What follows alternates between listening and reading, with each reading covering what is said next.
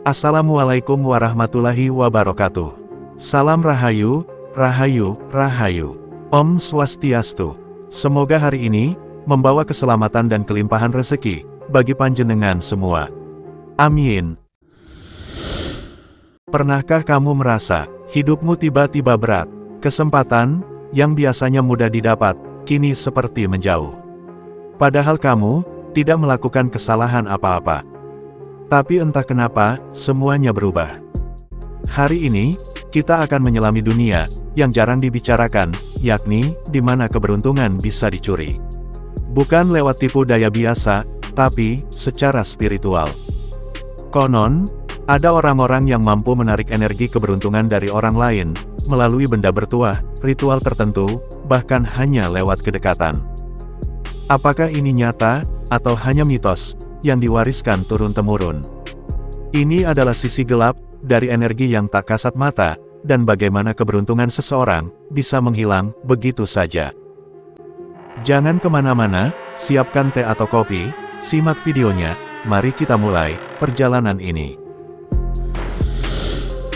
Dalam berbagai budaya dan kepercayaan tradisional di dunia, terdapat keyakinan bahwa keberuntungan seseorang dapat dipindahkan atau bahkan dicuri secara spiritual. Konsep ini sering dikaitkan dengan praktik-praktik mistik, ritual gaib, atau energi metafisik yang sulit dijelaskan secara logika. Bagi orang yang energinya dicuri, dampaknya bisa sangat nyata, seperti tubuh terasa lelah tanpa sebab, semangat hidup menurun, dan seringkali diikuti dengan serangkaian kejadian yang tidak menguntungkan. Di banyak masyarakat, keberuntungan tidak hanya dianggap sebagai hasil dari kerja keras atau kebetulan, tetapi juga sebagai sesuatu yang melekat secara spiritual pada individu. Keyakinan ini muncul dari pandangan bahwa energi positif atau aura baik bisa ditransfer, dicuri, atau dikuras oleh orang lain, terutama oleh mereka yang memiliki niat buruk atau terlibat dalam praktik-praktik esoterik tertentu.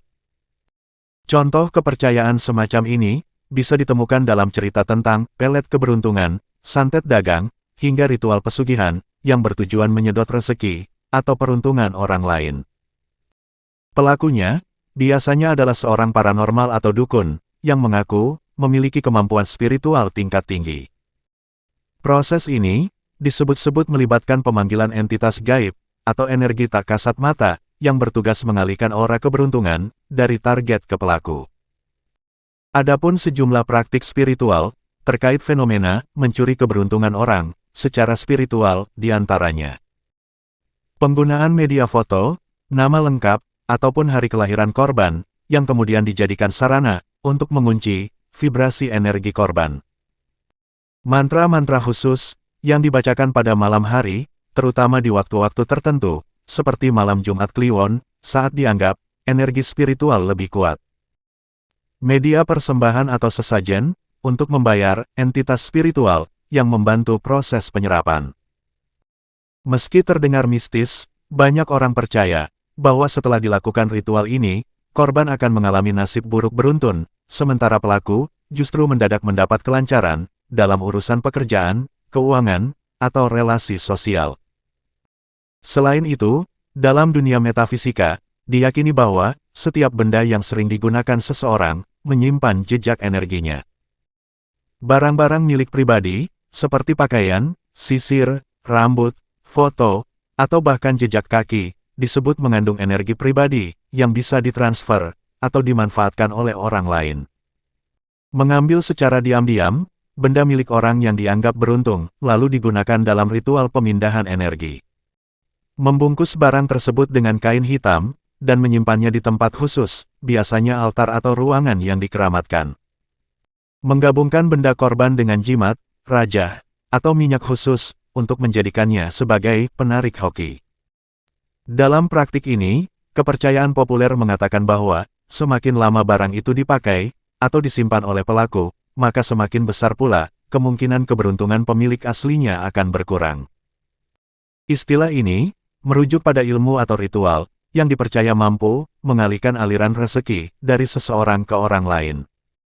Biasanya, dilakukan oleh individu yang merasa iri, ingin cepat kaya, atau ingin menjatuhkan kompetitor dalam bisnis atau karir. Menggunakan nama dan tanggal lahir atau weton korban untuk menghubungkan energi rezeki korban dengan pelaku. Mengikat rezeki korban dalam simbol tertentu, seperti boneka, telur, atau bahkan wadah tanah liat yang lalu disimpan atau dikuburkan sesuai petunjuk gaib. Di balik setiap ujian, selalu tersembunyi jalan pulang yang menunggu untuk ditemukan. Tak ada masalah tanpa pintu keluar, kadang hanya butuh tenang untuk melihat di mana letaknya. Masalah itu seperti teka-teki, selalu ada solusinya, asalkan kita mau mencari dengan sabar dan terbuka. Fenomena ini, meskipun tidak dapat dibuktikan secara ilmiah, namun dipercayai oleh banyak orang sebagai bagian dari realitas energi yang memengaruhi kehidupan manusia. Jika Anda merasa mengalami hal serupa, berikut beberapa cara menghalau pencuri keberuntungan secara spiritual. Pertama, menjaga kebersihan energi diri dan lingkungan. Energi positif tumbuh dari kebersihan, bukan hanya fisik, tetapi juga batin. Mandi spiritual, gunakan air yang dicampur dengan daun-daunan, seperti daun bidara, sirih, atau serai wangi, yang dipercaya mampu membersihkan energi negatif. Rutin merapikan rumah, singkirkan barang-barang yang tak lagi terpakai. Rumah yang rapi memudahkan aliran energi positif. Nyalakan wewangian alami, seperti kemenyan, gaharu, atau dupa, untuk menciptakan suasana damai dan harmonis. Kedua, perkuat diri dengan doa dan amalan spiritual. Salah satu pelindung terbaik terhadap gangguan spiritual adalah kedekatan dengan Tuhan. Bacaan doa atau ayat suci secara rutin tergantung pada agama yang dianut. Puasa spiritual bukan hanya menahan lapar, tapi juga menenangkan hati dan pikiran. Zikir atau meditasi harian untuk menyeimbangkan energi batin dan menumbuhkan ketenangan jiwa. Energi spiritual yang kuat akan menjadi perisai alami dari niat buruk orang lain. Ketiga, gunakan media perlindungan energi positif. Dalam tradisi spiritual, dikenal berbagai benda yang dipercaya dapat menetralisir atau menangkal energi negatif. Seperti garam laut kasar, taburkan di sudut ruangan, atau campur dalam air mandi untuk membersihkan aura.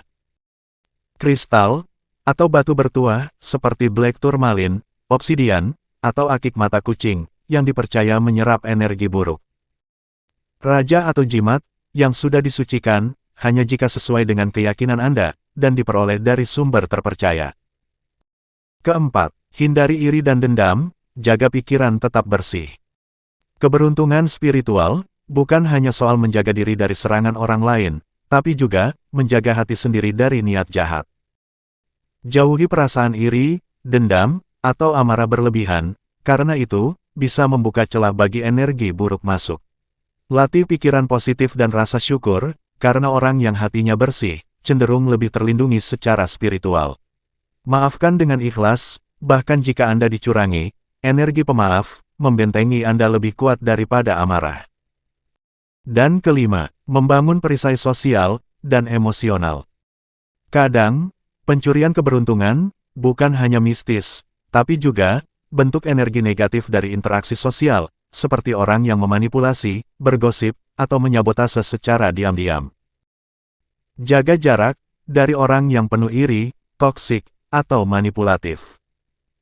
Lindungi privasi, hindari memamerkan terlalu banyak hal pribadi, karena bisa menimbulkan niat buruk dari orang yang tidak suka melihat Anda bahagia. Kelilingi diri dengan orang yang tulus dan suportif, karena semangat dan energi positif mereka bisa menjadi cahaya yang ikut menghidupkan langkahmu. Terima kasih telah setia menemani. Salam damai, dan semoga harimu penuh ketenangan serta energi positif.